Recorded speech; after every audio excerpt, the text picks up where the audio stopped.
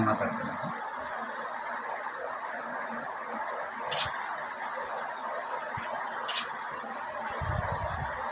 ನಮಸ್ಕಾರ ಸ್ನೇಹಿತರೆ, ನಾನು ನಿಮ್ಮ ಪ್ರೀತಿಯ ರವಿ ಶೆಟ್ಟಿ ಬೈಲೂರು. ಈ ಹೆಸರಿನಲ್ಲೇ ಏನೋ ಇದೆ ಅನ್ಸುತ್ತೆ. ಈ ರವಿ ಅಂತ ಹೇಳಿದರೆ ನಾವು ಇಲ್ದಿದ್ದನ್ನೆಲ್ಲ ಮೈ ಮೇಲೆ ಹೇಳ್ಕೊಳ್ತಾ ಇರ್ತೀವಿ. ಹಾಗೆ ನಮ್ಮ ರವಿಕಿರಣ್ ಮುರುಡೇಶ್ವರ್ ಸರ್ ಕೂಡ ಅಷ್ಟೇ. ಯಾವುದಾದ್ರು ಸಾಮಾಜಿಕ ಕಳಕಳಿ, ಅವರು ವಕೀಲರಿಗಿರಿ ಮಾಡ್ಕೊಂಡು ಬರೀ ಅದನ್ನೇ ಮಾಡ್ಕೊಂಡಿದ್ರೆ ಅವ್ರದ್ದು ಮೋಸ್ಟ್ಲಿ ಅವ್ರು ದುಡ್ದಿರೋ ದುಡ್ಡಷ್ಟು ಇಷ್ಟರೊಳಗೆ ದೊಡ್ಡ ದೊಡ್ಡ ಬಂಗ್ಲೆಗಳನ್ನು ಮಾಡ್ಬೋದಿತ್ತು ಅನ್ಸುತ್ತೆ. ಅದನ್ನು ಸಾಮಾಜಿಕವಾಗಿ ಕೊಡುಗೆಯನ್ನು ನೀಡುವಂಥ ಕೆಲಸನ ಯಾಕೆ ಅಂತ ಹೇಳಿದ್ರೆ ಇದು ನೇರವಾಗಿ ನನಗೆ ಸಲ್ಲುತ್ತೆ. ಯಾಕೆ ಅಂತ ಹೇಳಿದ್ರೆ 2000 ಮೋಸ್ಟ್ಲಿ 8 ಅನ್ಸುತ್ತೆ, 2008ರಿಂದ ನಾವು ನಿರಂತರವಾಗಿ ಇವ್ರ ಜೊತೆ ಕಾಂಟ್ಯಾಕ್ಟಲ್ಲಿ ಇದ್ದೇನೆ. ನನ್ನ ಮೇಲೆ ಯಾರಾದರೂ ಈ ನಾವೇನಾದ್ರು ಮಾಡುವಾಗ ಒಂದೊಂದು ಸಣ್ಣ ಪುಟ್ಟ ಕೇಸ್ ಆಗೇ ಆಗ್ತದೆ. ಆ ಕೇಸನ್ನು ಮಾಡಿದಾಗ ಉಚಿತವಾಗಿ ಕೇಸಿನ ನೆರವು ನನಗೆ ನೀಡ್ತಾ ಇದ್ದಾರೆ.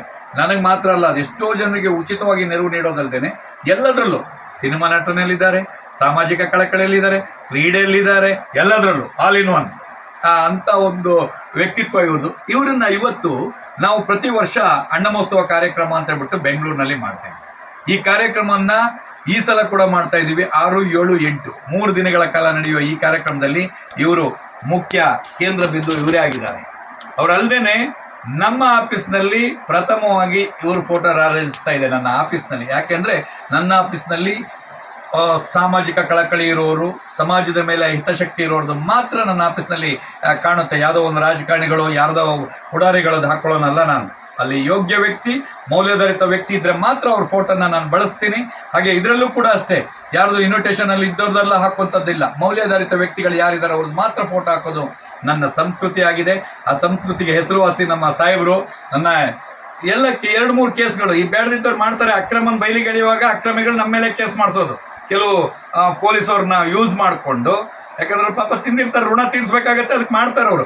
ಅಂಥ ಸಂದರ್ಭದಲ್ಲಿ ನಾನು ಇದೀನಿ ರವಿ ಶೆಟ್ಟಿ ಅಂತ ಹೇಳ್ಬಿಟ್ಟು ಕಾನೂನು ಸಲಹೆಯನ್ನು ಕೊಟ್ಟು, ಕುಂದಾಪುರ ಆಗಿರ್ಬೋದು, ಉಡುಪಿ ಜಿಲ್ಲೆ ಆಗಿರ್ಬೋದು, ಬೆಂಗಳೂರಲ್ಲಾಗಿರ್ಬೋದು, ಏನೇ ಸಮಸ್ಯೆ ಇದ್ದರೂ ಸಾಹೇಬ್ರೆ ನನಗೆ ಈ ಥರ ಒಂದು ಸಮಸ್ಯೆ ಆಗಿದೆ ಅಂತ ಹೇಳಿದ್ರೆ ಸಾಕು, ನನ್ನ ಹತ್ರ ಅಂತೂ ದುಡ್ಡು ತಗೊಳ್ಳಲ್ಲ, ಉಚಿತವಾಗಿ ರವಿ ಶೆಟ್ಟಿ ನಾನಿದ್ದೀನಿ ನಿಮ್ಮ ಜೊತೆ ಅಂತ ಬಿಟ್ಟು ನಮ್ಮ ಜೊತೆ ನಿಂತಂಥವ್ರು ನಮ್ಮ ಸಹೋದರ ಸಮಾನರು. ಇವರು ಮಗ ರಿತೀಶ್ ಕೂಡ ಅಷ್ಟೇ, ಅವ್ರ ತಂದೆಗೆ ತಕ್ಕ ಮಗ.